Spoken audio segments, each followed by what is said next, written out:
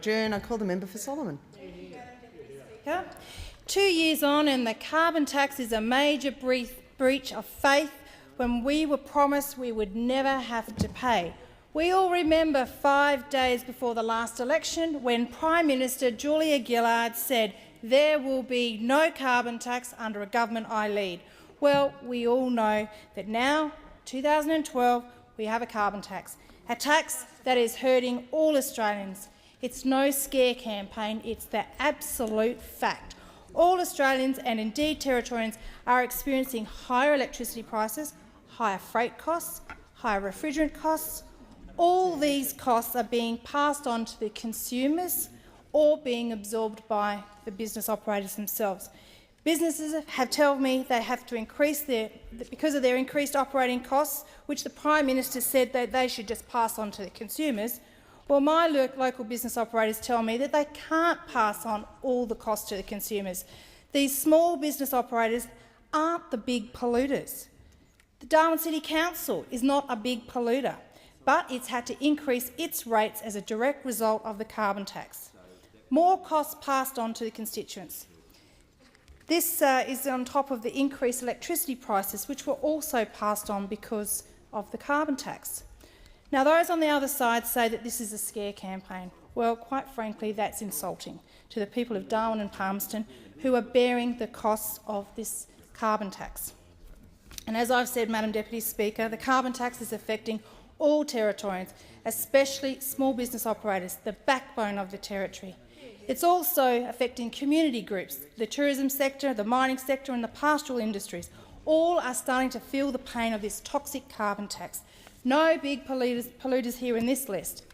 At the beginning of the carbon tax debate, my colleague, Senator Scullion and I both raised the issue of remoteness in the Territory and how the carbon tax would significantly impact all of us because of the increased freight costs. The carbon tax is what we say a tax on remoteness. It's a tax on Territorians. It's a tax on those who rely on freight for delivery of items. The freight companies have started to pass on costs which have to be passed on to the consumers, which means if the companies don't absorb the increased costs like the Prime Minister said they should, then it means increased costs for Territorian consumers, not just the Territory business operators. Now, there just doesn't seem to be any logic here, Madam Deputy Speaker. In the past, I've raised in this place practical and real examples of impacts to businesses in Darwin on the carbon tax. The examples included the cost of refrigeration gas and automotive gas regassing, the local frozen water or ice producers, and increase in gas costs and electricity costs. Fish NT cited the potential for 5 price increases for produce from the point of catch to the point of sale. A local business with several separate entities, including a croc farm, and the increase of costs derived from hikes in electricity and freight across all areas. Then there's local business operator Top North Auto Air Conditioning. A small local business in Winnelly confirmed with me today that their purchase price for auto gas has gone up 276% since the start of the carbon tax. Madam Deputy Speaker, 276% increase in their operating costs, which has to be absorbed or passed on to Territorians, as the Prime Minister said.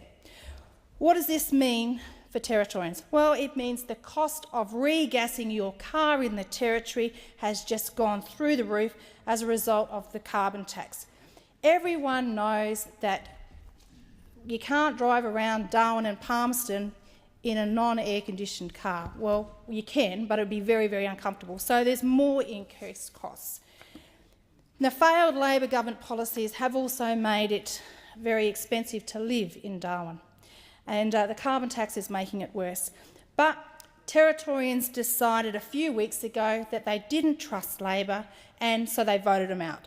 Well, at least now Territorians know that they have a country Liberals government and I have a coalition government here that's absolutely opposed to the carbon tax and will do everything it can to repeal the carbon tax should we be elected in the next federal election, whenever that will be. Thank you, Madam Deputy Speaker.